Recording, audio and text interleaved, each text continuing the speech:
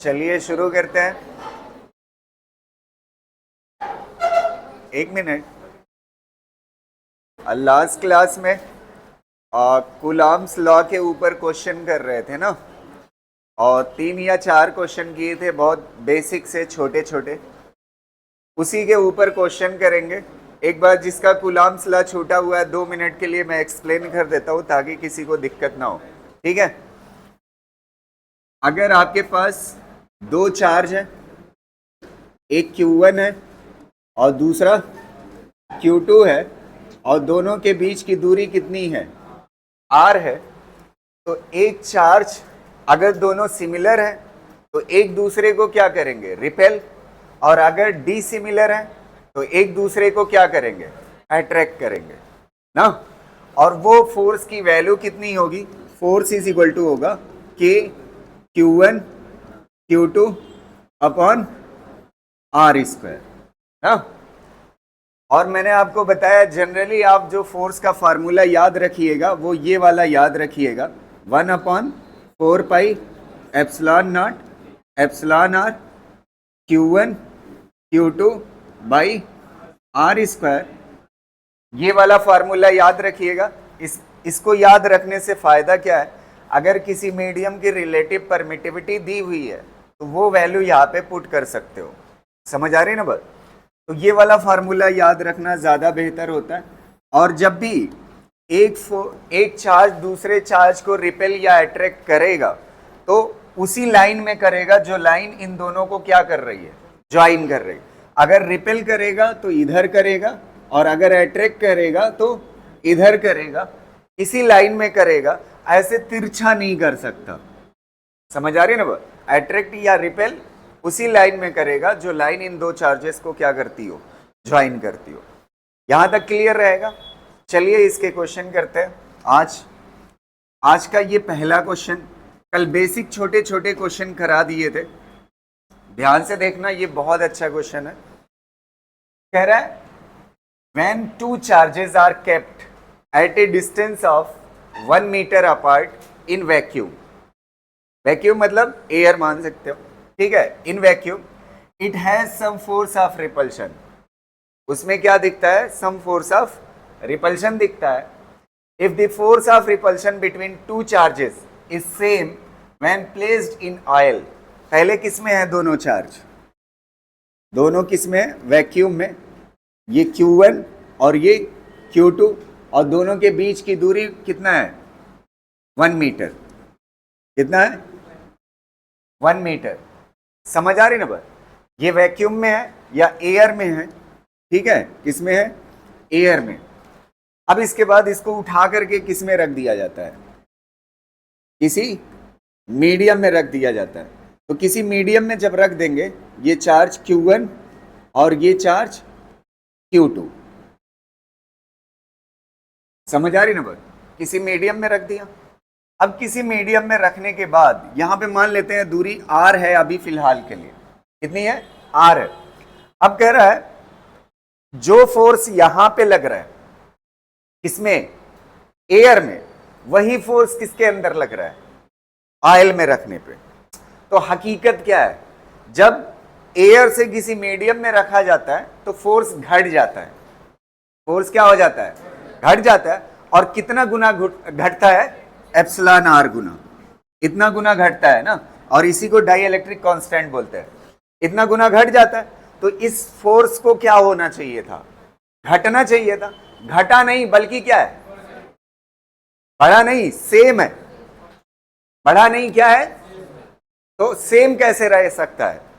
Medium में रखने के बाद इसको क्या होना चाहिए? घटना चाहिए। तो घटने की घट जाना चाहिए ना फोर्स को, लेकिन सेम रह रहा है। इसका मतलब क्या है? फोर्स जानते हैं क्या किया गया है? इन चार्जेस को करीब कर दिया गया। करीब करने से दूरी क्या हो जाएगी? दूरी क्या हो जाएगी? कम। और फोर्स क्या हो जाएगा? बढ़ जाएगा। तो यही पूछ रहा है, ये जो डिस्टेंस है अब कितनी है जिससे फोर्स सेम रहे दोनों सिचुएशन। कितना? हाँ, सही आंसर। देखो पहले मैं तो एक तरीका है इसको सॉल्व करने का, और एक तरीका है इसको खाली लॉजिकली आंसर दे सकते हो, आपको पेन छूने की जरूरत नहीं है। समझ आ रही ना बात? वो कैसे लॉजिकली दोगे, ध्यान से देखना। यहां पे फोर्स कितना होगा बताइए, यहां पे फोर्स कितना होगा, एफ नॉट ना, कितना होगा एफ नॉट, और एफ नॉट कितने के बराबर होगा, 1/4 epsilon not Q1 Q2 by कितना होगा आर स्क्वायर।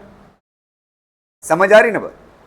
और यहां पे मीडियम में जब आप रखोगे तो मीडियम में रखोगे तो एफ मीडियम हो जाएगा, और ये कितने के बराबर होगा, 1/4 एप्सिलॉन नॉट और epsilon R Q1 Q2 by क्या होगा आर स्क्वायर ना। अब आप देखिएगा ये वाला फोर्स और ये वाला फोर्स दोनों बराबर होना चाहिए, दोनों कितना होना चाहिए, बराबर होना चाहिए। अच्छा, इसका ये डाई इलेक्ट्रिक कांस्टेंट दे रखा है, कितना दिया हुआ है, डाई इलेक्ट्रिक कांस्टेंट मतलब रिलेटिव परमिटिविटी कितना है 4, तो यहां पे कितना हो जाएगा 1/4 एप्सिलॉन नॉट, और ये कितना हो जाएगा 4, ये कितना हो जाएगा 4, और बचेगा क्या Q1 Q2 अपॉन क्या होगा आर डैश का स्क्वायर ना, ये आर चेंज होगा ना। अब आप देखो फोर्स को क्या रखना है, सेम रखना है, जो ये वाली वैल्यू है ना इतने के बराबर रखना है। इतने के बराबर रखने के लिए आर डैश की वैल्यू मुझे क्या पुट करनी चाहिए बताइए, आर डैश कितने के बराबर पुट कर दूं, R/2 के कितने के बराबर, तो ये क्या हो जाएगा आर स्क्वायर बाई कितना हो जाएगा 4, 4 से 4 क्या हो जाएगा, देखिए इतना फोर्स आ जाएगा कि नहीं ना। तो डाई इलेक्ट्रिक की वजह से कितना घटा था 4 गुना, फोर्स कितना गुना घटा था 4 गुना, तो डाई इलेक्ट्रिक की वजह से 4 गुना घटा था। अगर डिस्टेंस को आधा कर देते हो, क्या कर देते हो आधा, तो डिस्टेंस आधा करोगे तो फोर्स कितना गुना बढ़ जाएगा 4 गुना।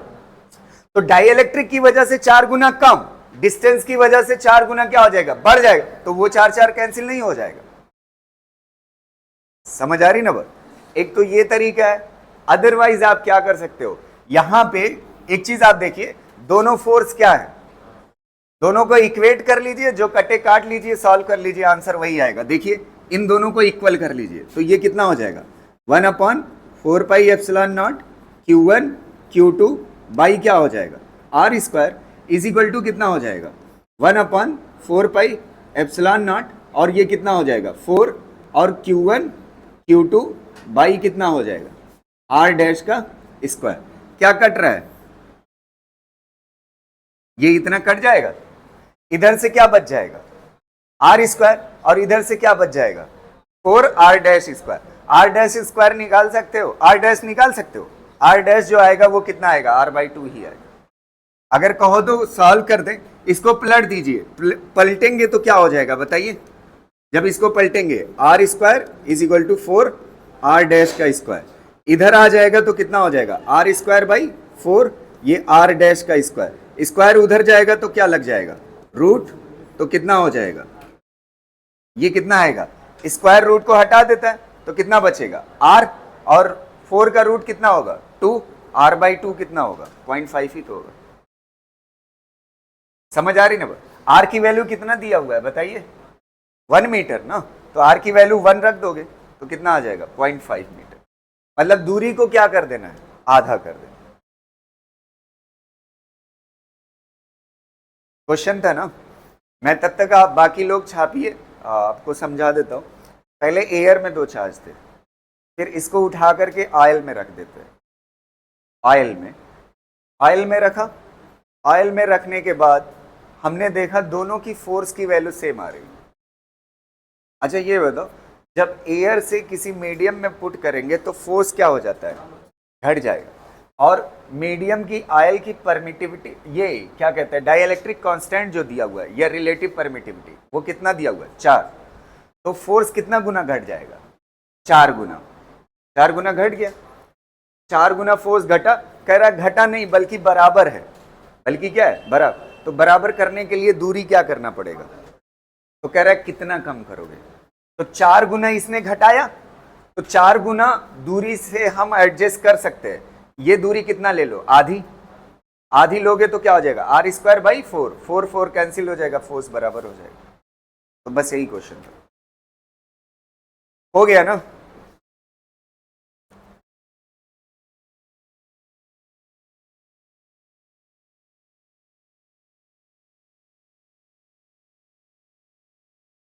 देखो अगला क्वेश्चन देखो, ये पहले एक हल्का सा क्वेश्चन है इस बेसिस पे। देखो ज्यादातर क्वेश्चन आइडेंटिकल स्फीयर के होते हैं। किसके होते हैं? एक बात समझिए, आप ध्यान से सुनिएगा मेरी बात। यहाँ पे आइडेंटिकल स्फीयर दो वैरायटी बनती है, एक वैरायटी आज कराऊंगा, एक वैरायटी अभी पोटेंशियल वाले कॉन्सेप्ट में पढ़ाऊंगा। किसमें? पोटेंशियल वाले में। अभी जो जितने क्वेश्चन मैं कराऊंगा वो इसी वैरायटी के होंगे। एक स्फीयर है और इसके कांटेक्ट में दूसरा स्फीयर लाइए, तो ये दोनों आइडेंटिकल होंगे, मटेरियल वाइज भी और शेप वाइज भी। तो इसमें खासियत क्या होगी, अगर एक पहले से चार्ज था और दूसरा कैसा था, अनचार्ज था, तो जब इनको कांटेक्ट में लाओगे तो चार्ज का क्या होगा, लेन देन। तो इसके बाद इस पे चार्ज कितना आ जाएगा, Q/2, और इस पे कितना आ जाएगा, Q/2, जब दोनों को अलग करोगे।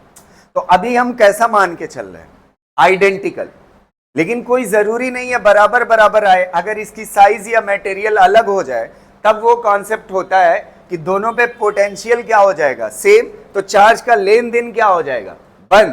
पोटेंशियल सेम होगा लेकिन चार्जेस क्या होंगे, अलग अलग हो। लेकिन अभी फिलहाल किसके लिए हम पढ़ेंगे, आइडेंटिकल के लिए, जिसमें चार्ज का लेन देन कैसा होगा, इक्वल होगा। समझ आ रहे ना? तो चलिए इस क्वेश्चन को देखिए, आइडेंटिकल से रिलेटेड है। कह रहा है two metallic sphere are charged 10 and -20 unit. दो मेटेलिक स्फीयर है, एक पे चार्ज कितना है 10 यूनिट और दूसरे पे चार्ज कितना है -20 यूनिट, और दोनों के बीच की डिस्टेंस कुछ है। ठीक है, कह रहा है if both are brought, if both the sphere are first brought into contact with each other. फिर उसके बाद क्या होता है, दोनों को किस में लाया जाता है, कांटेक्ट में लाया जाता है। तो जब कांटेक्ट में लाओगे, एक पे कितना चार्ज है -20 और एक पे कितना है 10 है। तो अगर इस पे -20 है और इस पे कितना है 10 है, तो जब दोनों को कांटेक्ट में लाओगे तो क्या सीन होगा, है? दोनों को कांटेक्ट में लाएंगे तो चार्ज का ट्रांसफर होगा। पहले ये जो +10 है उसको ये -10 क्या करेगा, खत्म करेगा। बचेगा एक्स्ट्रा कितना, -10। उस -10 को -5 क्या कर लेंगे, बांट लेंगे। तो ये कितना हो जाएगा -5, और ये कितना हो जाएगा -5, और जो पोजीशन पहले थी उसी पोजीशन पे रख दिया। समझ आ रहे? पहले दूरी कितनी थी r, अब भी दूरी कितनी है r, जिस पोजीशन पे था उसी पोजीशन पे रख दिया।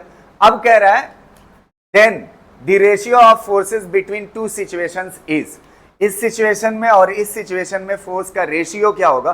तो फोर्स का फार्मूला क्या होता है। अच्छा, इस केस को आप कैसा एनालाइज करोगे, कैसा मान के चलोगे, ऐसा मान के चलोगे कि यहां पे कूलम्ब्स लॉ एप्लीकेबल है। समझ आ? तो यहां पे फोर्स इज इक्वल टू क्या हो जाएगा, K, Q1 कितना 10 और Q2 कितना 20, डिवाइड बाई क्या हो जाएगा R²। और एक चीज मैं पहले आपको हिंट कर दे रहा हूं, इस पूरे फोर्स के कॉन्सेप्ट में जब तक हम फोर्स का क्वेश्चन करेंगे तब तक आप चार्ज की वैल्यू माइनस नहीं लोगे। समझ आ रही ना बात? कैसा लेना है, माइनस जानते हैं क्या बताएगा, सिर्फ डायरेक्शन। डायरेक्शन हम दिमाग से लेंगे। किससे लेंगे? अच्छा, ये पॉजिटिव है और ये निगेटिव है, किधर खींचेगा, इधर ना। तो हम माइनस का हेडेक छोड़ देंगे, माइनस इसमें कैलकुलेशन में नहीं लेंगे, हम खुद समझ जाएंगे किधर फोर्स लगेगा। ठीक है? अच्छा, इस सिचुएशन में देखिए कितना हो जाएगा फोर्स, बताइए।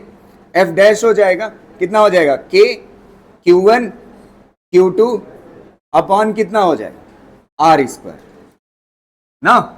अब आप देखिए ये कितना आएगा, बताइए F' कितना आएगा, F' इज इक्वल टू कितना हो जाएगा 25 K डिवाइड बाई R²।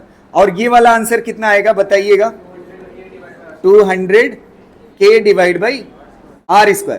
अगर आप चालाक हो इसको ऐसे तोड़ सकते हो, कैसे, 25 इंटू 8 कर सकते हो,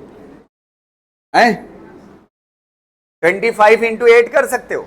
ये हो जाने के बाद ये कितना हो जाएगा, k divide by R square. अच्छा ईमानदारी से बताइए ये वाली वैल्यू कितने के बराबर है, कितने के बराबर, f डैश के बराबर। तो f इज इक्वल टू कितना हो जाएगा, 8 टाइम्स ऑफ f डैश। इसी का रेशियो पूछा है, इसको इधर लेके चलाइए, f divide by f dash is equal to कितना हो जाएगा, बस आंसर हो गया। समझ आ रही ना बात, क्लियर रहेगा। ओए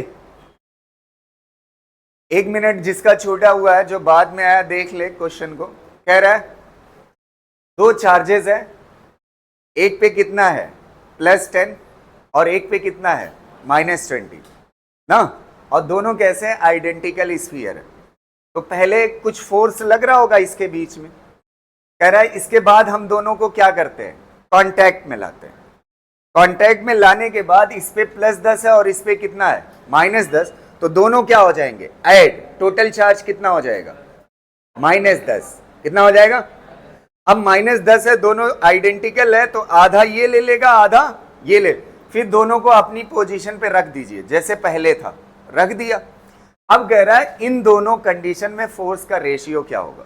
तो कूलाम फोर्स का फार्मूला पता है हमें, K Q1 Q2 upon R square, और इसमें भी K Q1 Q2 upon R square. और मैंने बताया फोर्स में कभी साइन नहीं लेना है जब तक सॉल्व करना है।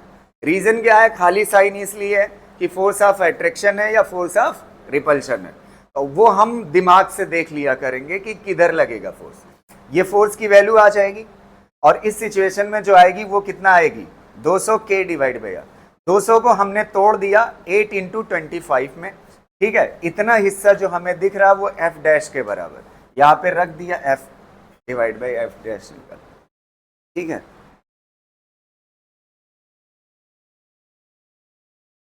देखो इसी वैरायटी पे नेक्स्ट क्वेश्चन ना, लिख चुके कि नहीं, हो गया ना पक्का। चलो इस वाले को देखना,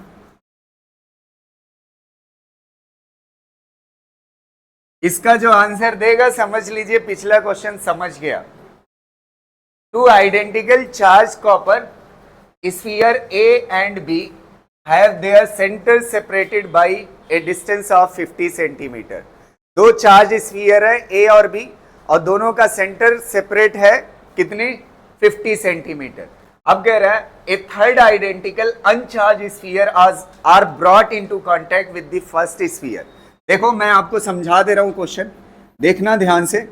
कह रहा है 2 स्फीयर है, एक का नाम क्या है A और दूसरे का नाम क्या है B ना, ये A और B है। अब इसके बाद क्या होता है, इसके बीच की दूरी कितना है 50 सेंटीमीटर। कितना है 50 सेंटीमीटर। अब हम क्या करते हैं, एक थर्ड स्फीयर है, थर्ड स्फीयर में रेड कलर का बना देता हूं।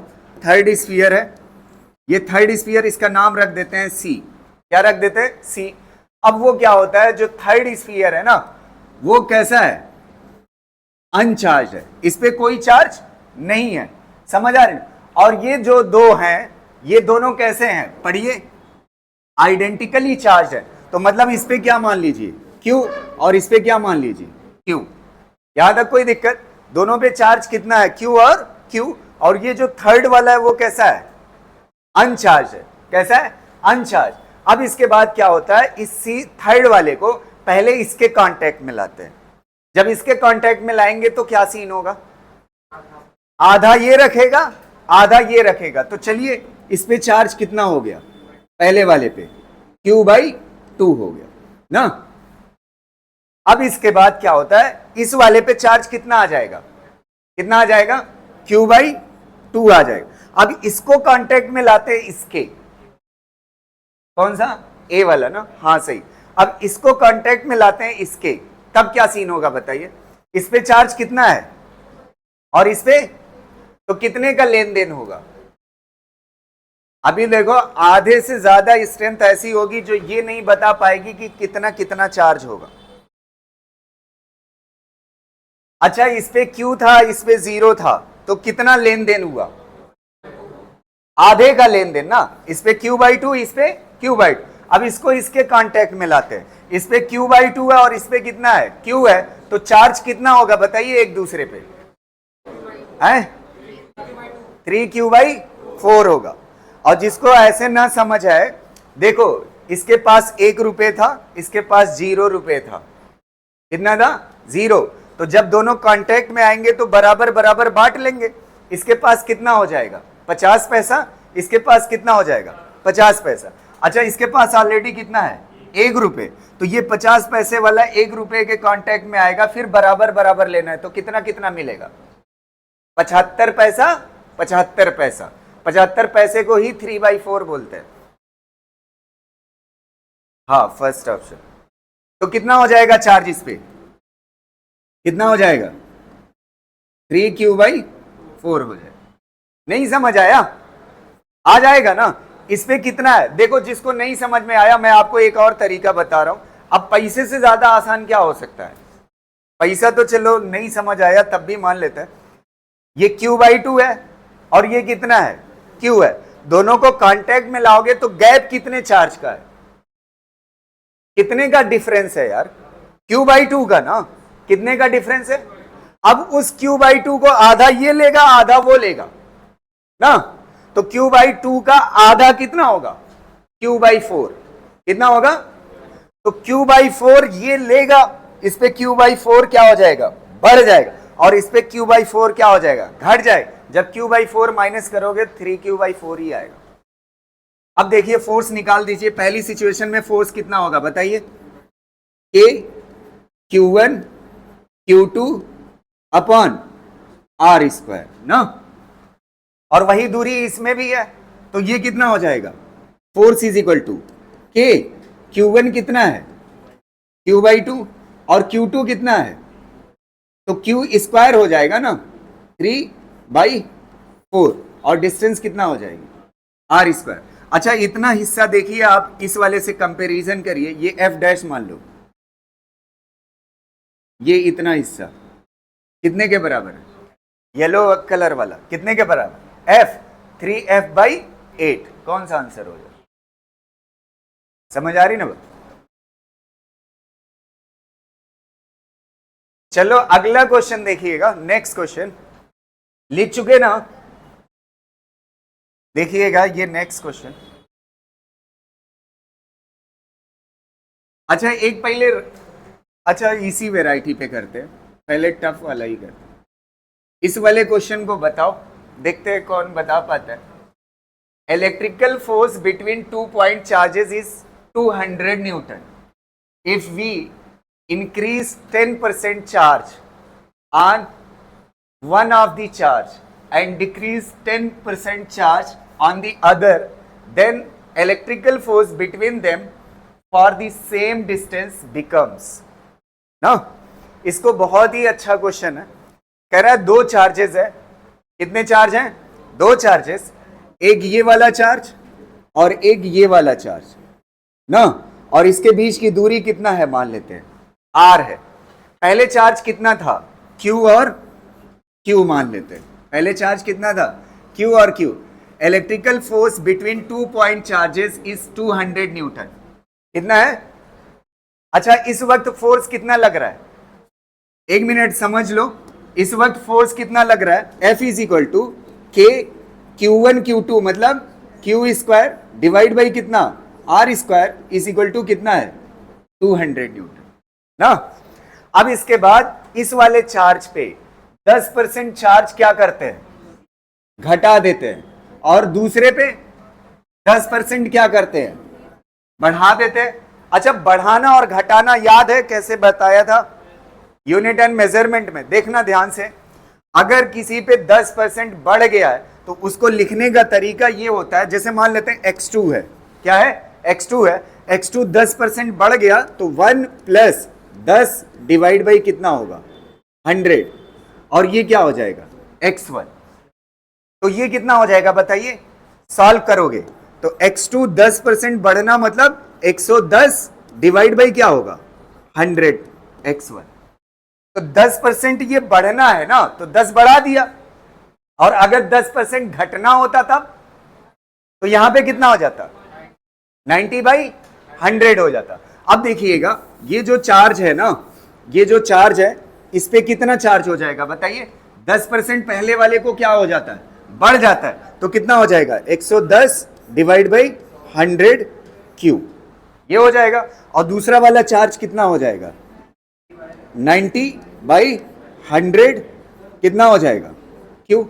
अब फोर्स लिखिए, फोर्स कितना हो जाएगा, फोर्स कितना हो जाएगा F dash is equal to K Q1, ये क्या है Q1 और ये क्या है Q2, तो दोनों का मल्टीप्लीकेशन करोगे तो क्या हो जाएगा Q स्क्वायर, और कितना होगा देखिए 110 डिवाइड बाई कितना होगा 100 इंटू कितना होगा 90 डिवाइड बाई कितना, अब ये क्या हो चुका है K Q1 Q2 divide by क्या होता है R स्क्वायर ना। अच्छा इसमें 2 जीरो कैंसिल हो जाएगा, 2 जीरो कैंसिल हो गया। अब ऊपर कितना बच रहा है थोड़ा सा बताइएगा, ये वाला पोर्शन कितने के बराबर है पढ़ के बताइए, कितने के बराबर 200 इंटू ये कितना हो जाएगा बताइए, 11 को 9 से मल्टीप्लाई करोगे 99 डिवाइड बाई क्या हो जाएगा 100, 2 जीरो ये कैंसिल हो जाएगा तो कितना हो जाएगा 198 न्यूटन। बस आंसर हो गया। समझ आया, ये भी क्वेश्चन बहुत अच्छा था। परसेंटेज से लड़का डर जाता है, कोई डरने की जरूरत नहीं है। एक पे 10% बढ़ गया और दूसरे पे 10% कम हो गया।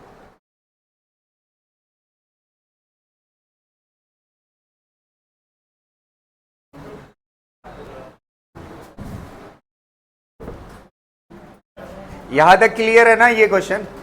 अगले क्वेश्चन में आपको पेन नहीं चलानी है, खाली जबान चलाइएगा, ठीक है। उसका आंसर बगैर पेन चलाए देना है, ठीक है। देखते हैं कौन कौन दे पाता है। लिख चुके ना, ठीक। चलिए इस क्वेश्चन का जवाब दीजिए।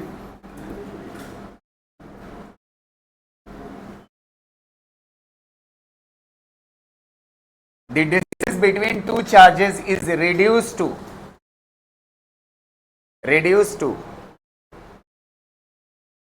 2 centimeter from the original distance of 8 centimeter। कहां से देखो, पहले 2 चार्जेस थे और दोनों के बीच की दूरी कितना थी 8 सेंटीमीटर, कितना थी 8 सेंटीमीटर।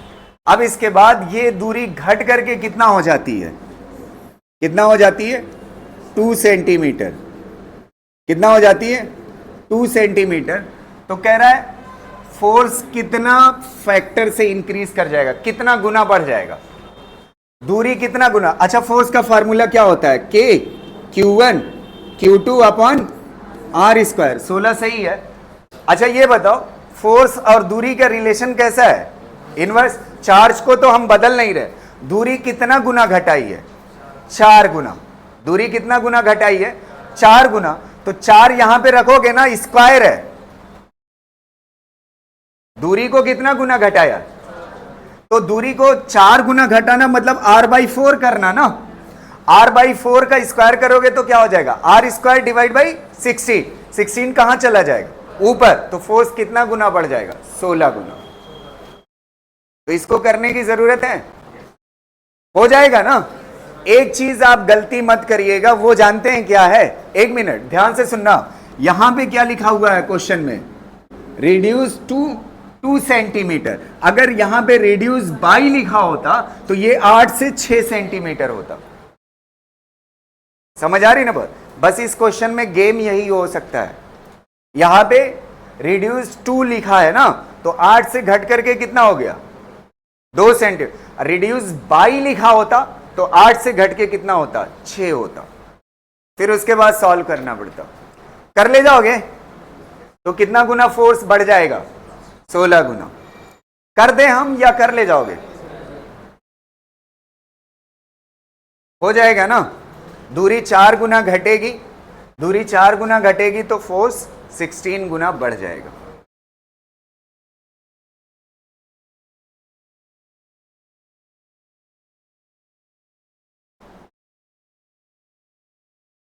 लिख चुके हैं ना, 16 आ जाएगा, 16 गुना बढ़ जाएगा।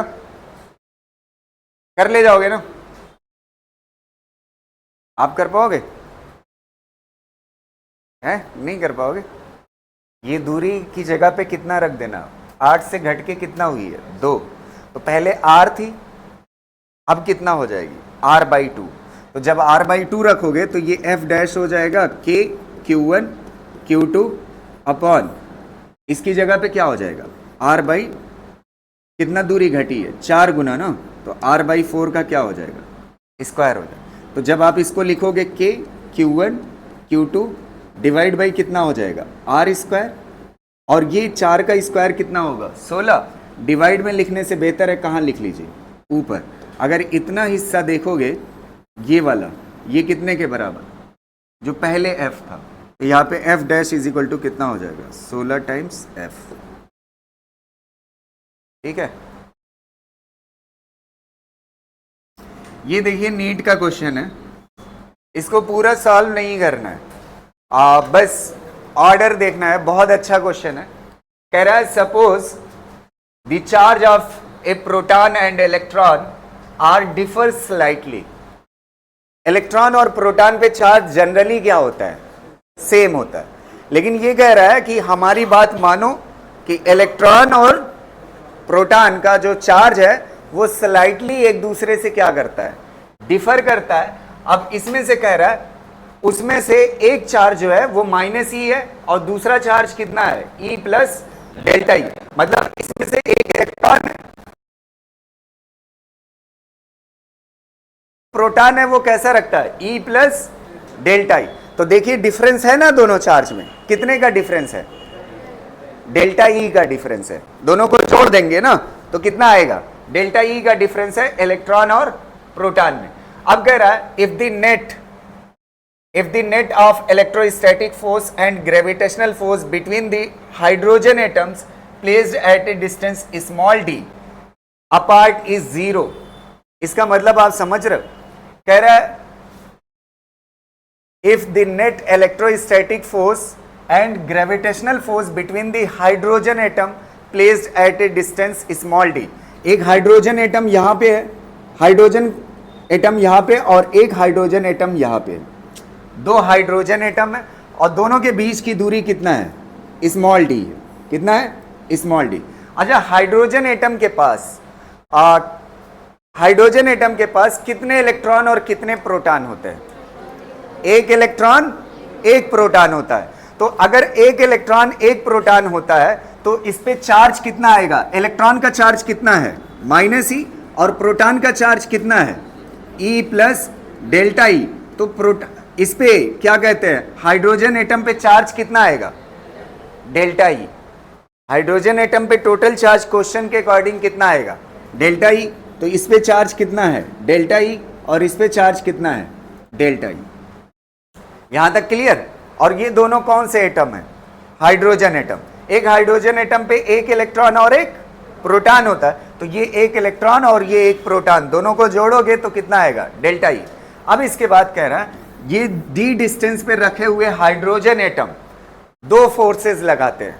कितने लगाते हैं, अगर मान लेते हैं दोनों कैसा है, इस पे चार्ज कैसा है, हाइड्रोजन एटम पे एक इलेक्ट्रॉन एक प्रोटॉन होता है ना, तो जनरली क्या होगा न्यूट्रल, लेकिन न्यूट्रल नहीं है, इसमें चार्ज है। तो एक चार्ज दूसरे चार्ज को क्या करेगा रिपेल करेगा, दोनों पे पॉजिटिव है ना, तो मान लेते हैं रिपेल किस तरफ करेगा इस तरफ करेगा, तो इधर क्या करेगा फोर्स ऑफ इलेक्ट्रोस्टैटिक लगेगा इधर की तरफ। अब इसके बाद बताइए हाइड्रोजन एटम के पास क्या होगा मास, एक मास दूसरे मास को क्या करेगा अट्रैक्ट करेगा, और अट्रैक्ट किस तरफ करेगा, क्योंकि मास क्या करता है एक दूसरे को अट्रैक्ट करता है। अब ये कौन सा फोर्स होगा ग्रेविटेशनल। अब कह रहा है ये जो दोनों फोर्सेस है वो कैसे हैं, पढ़िए electrostatic force and gravitational force between the hydrogen atom placed at a distance small d apart is 0।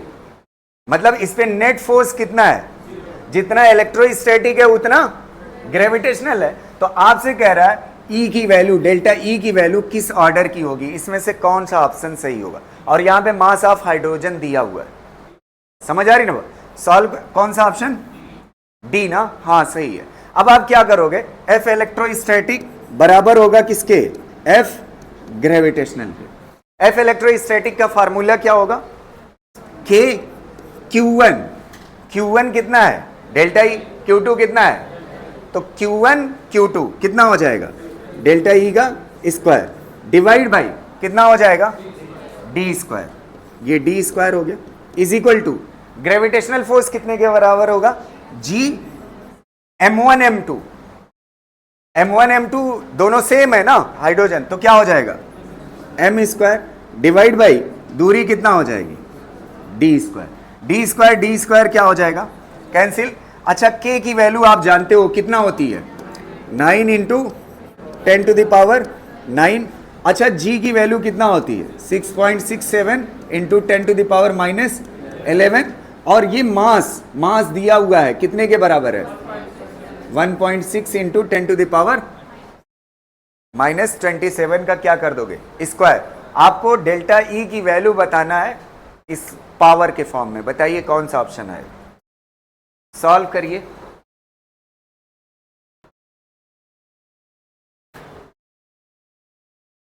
आ रहा है डी वाला, ला पा रहे हो कि नहीं, देखो कैसे ले आएंगे इसकी वैल्यू, ये के की वैल्यू कितना है, अच्छा delta E square is equal to निकाल लो पहले, delta E square is equal to कितना हो जाएगा G M square divide by कितना हो जाएगा, ये के इधर चला जाएगा के हो जाएगा, जी की वैल्यू कितना होती है 6.67 इंटू 10 टू द पावर -11, और मास की वैल्यू कितना है 1.67 इंटू 10 टू द पावर कितना है -27 का होल स्क्वायर डिवाइड बाई कितना हो जाएगा के की value 9 into 10 to the power 9।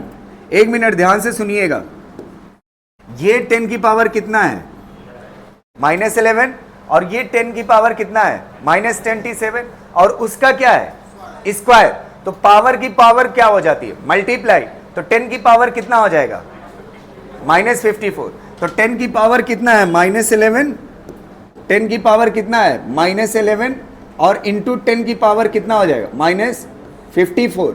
अच्छा एक बात बताओ, ये 10 की पावर 9 है, ऊपर जाएगा तो क्या हो जाएगा 10 की पावर -9, ये टोटल जोड़ो कितना आएगा, कितना आएगा 74 ना, -74, तो -74 आएगा, इधर क्या है स्क्वायर, स्क्वायर उधर जाएगा तो क्या बनाएगा रूट, तो -74 का आधा कितना होगा रूट आधा कर देगा, कितना होगा यही वाला सही हो जाएगा, ठीक है।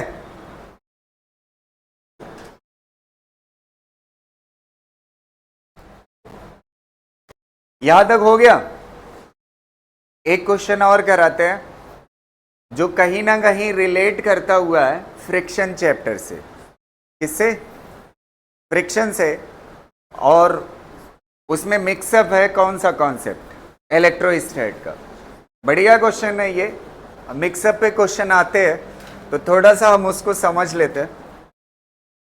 हो गया ना, ये हो गया, अगला देखिएगा ध्यान से सुनिएगा इस वाले क्वेश्चन को, कह रहा है 2 particle each are having mass of 5 gram, दोनों पार्टिकल का मास कितना है 5 ग्राम, एंड चार्ज इतना, दोनों पे चार्ज सेम है, दोनों का मास क्या है सेम है, stay in limiting equilibrium on A horizontal table with a separation of 10 centimetre between them, the coefficient of friction between each particle and the table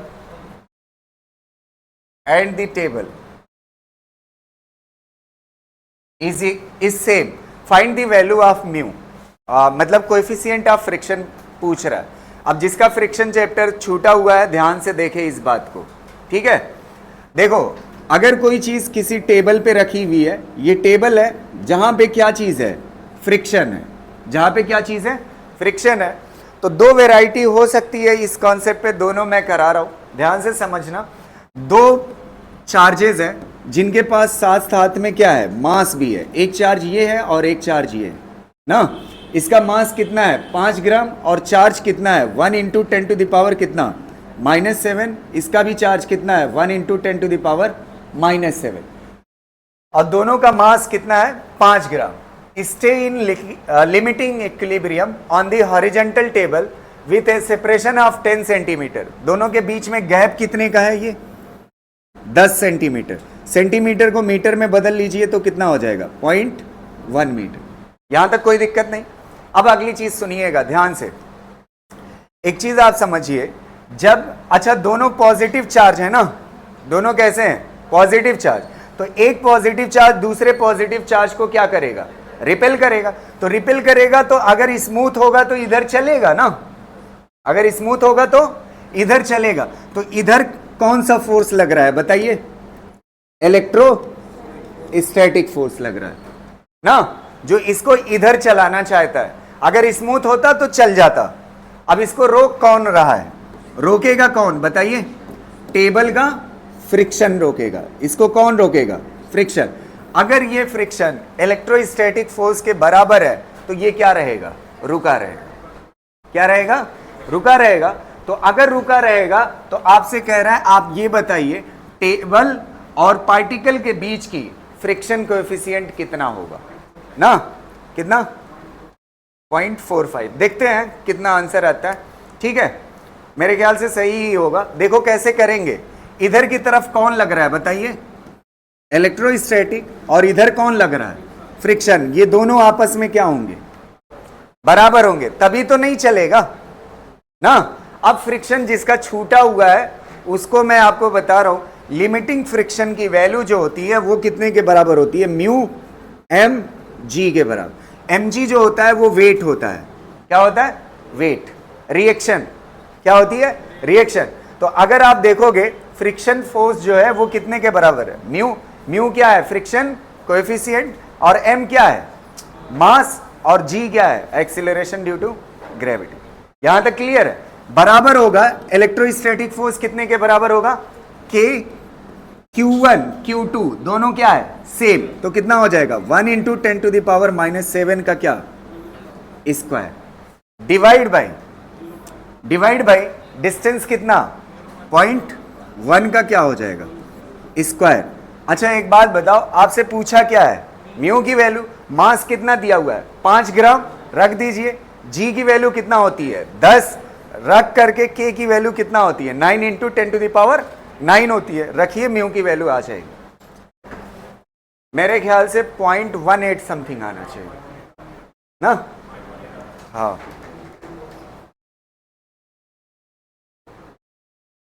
0.18 आएगा।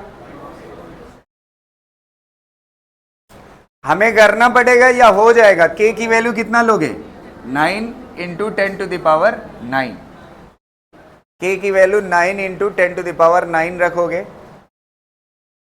बहुत हल्की कैलकुलेशन है यार, ठीक है।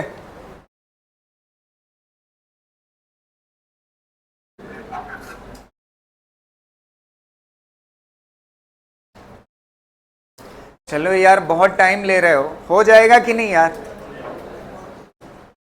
अब अगला क्वेश्चन देखिए, एक और वैरायटी बन सकती है। एक मिनट, ये क्वेश्चन जो था ना एससी वर्मा का एग्जाम्पल था, एक पॉसिबिलिटी और हो सकती है इस वैरायटी में, वो मैं आपको एक्सप्लेन कर दे रहा हूं कि कैसे पूछ सकता है। वो पूरा प्रॉपर क्वेश्चन नहीं होगा, ध्यान से सुनिएगा कैसे कैसे क्या पूछ सकता है। एक और चीज बढ़िया से आप समझिएगा, देखना ये रफ सरफेस थी ना, ये रफ सरफेस है और इस पे एक बॉडी ये है और एक बॉडी ये है, इस पे मास है और इस पे क्या है, मास के साथ साथ चार्ज भी है। मास के साथ साथ क्या है, चार्ज भी है। मान लेते हैं इसका मास m है और चार्ज कितना है, q है। एक मिनट रुक जाओ, इसका मास कितना है m और चार्ज कितना है q। ऐसे ही इसका मास मान लेते हैं कितना है m और चार्ज कितना है स्मॉल q। मास दोनों का कैसा है, सेम, और चार्ज की वैल्यू क्या है, अलग अलग।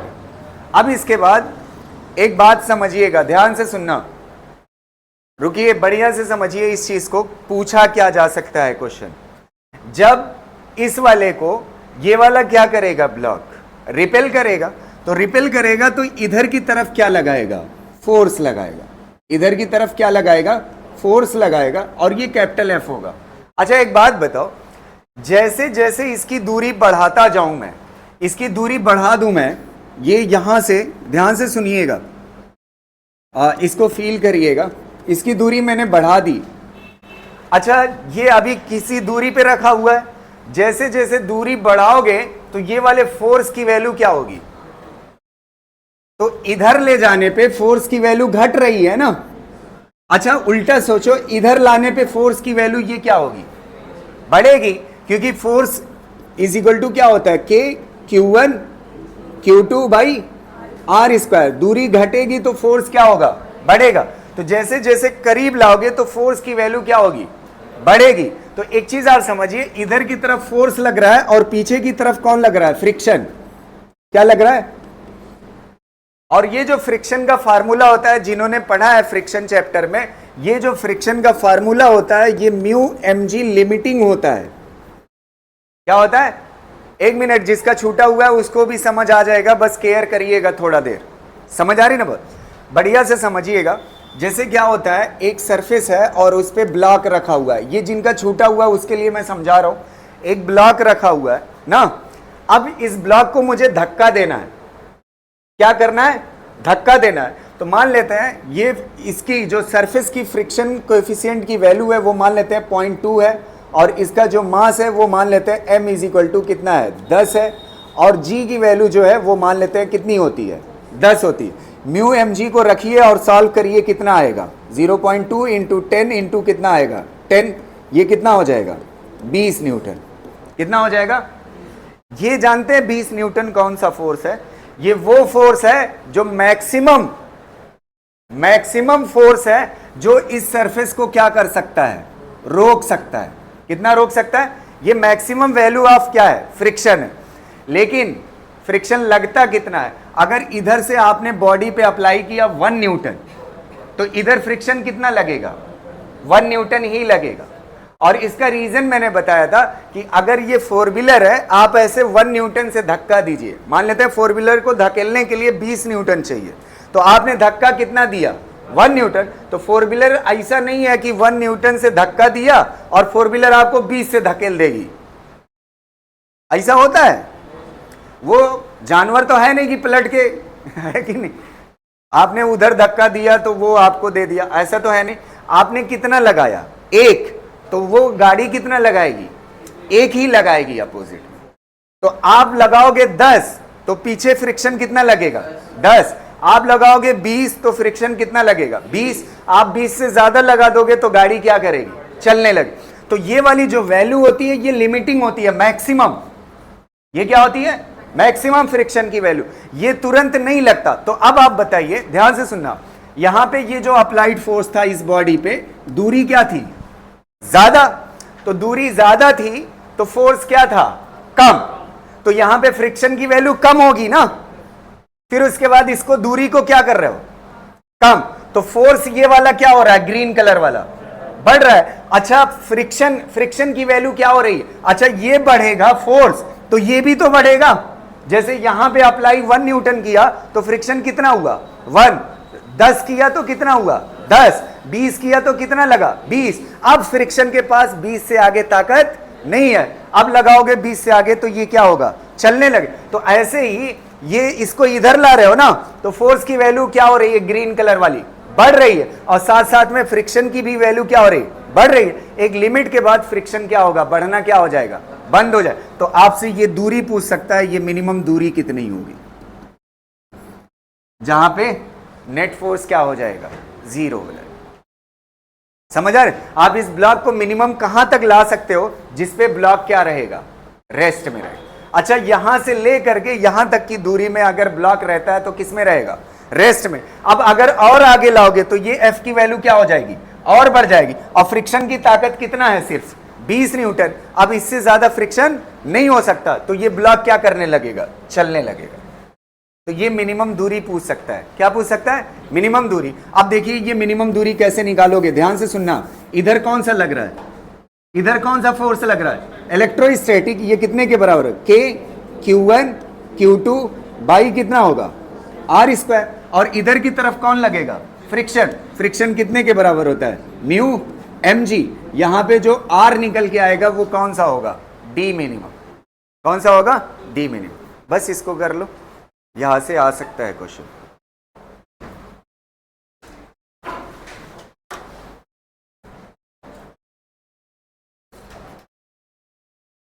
एक मिनट ध्यान से सुनना है, यहां तक क्लियर है ना सारी बातें, ठीक है। चलो एक चीज और मैं फील के लिए थोड़ा सा और क्लैरिफिकेशन दे देता हूं। ये ब्लॉक से ये वाला ब्लॉक क्या है, ये जो दूसरा वाला ब्लॉक है अभी क्या है बहुत दूर है, तो जितना ज्यादा दूरी होगी, जितना ज्यादा दूरी होगी, जितना ज्यादा दूरी होगी उतना फोर्स क्या होगा, फोर्स इज इक्वल टू क्या होता है के Q1 Q2 capital Q small q divide by क्या होता है आर स्क्वायर। तो जितना ज्यादा दूरी होगी ब्लॉक के बीच में फोर्स उतना क्या होगा कम होगा। मान लेते हैं एग्जांपल के लिए ये जो रेड कलर वाला है ये फोर्स कितना है 5 न्यूटन, कितना है 5 न्यूटन, और ये जो फ्रिक्शन की वैल्यू है ये पहले ही हम निकाल चुके हैं कितना है, मैक्सिमम फोर्स जो लग सकता है वो फ्रिक्शन का कितना है 20 न्यूटन। तो जैसे जैसे इसको करीब लाओगे ना, जैसे जैसे इसको करीब लाओगे ये फोर्स की वैल्यू क्या होगी बढ़ेगी, जो इस तरफ लग रहा है। तो इस तरफ वाला जो फोर्स इलेक्ट्रोस्टैटिक है वो बढ़ रहा है, तो 5 से बढ़ते बढ़ते यहां पे आकर के कितना हो जाएगा इस जगह पर 20, और जो फ्रिक्शन की वैल्यू है वो क्या है फिक्स है, वो मैक्सिमम कितना लग सकती है 20 न्यूटन।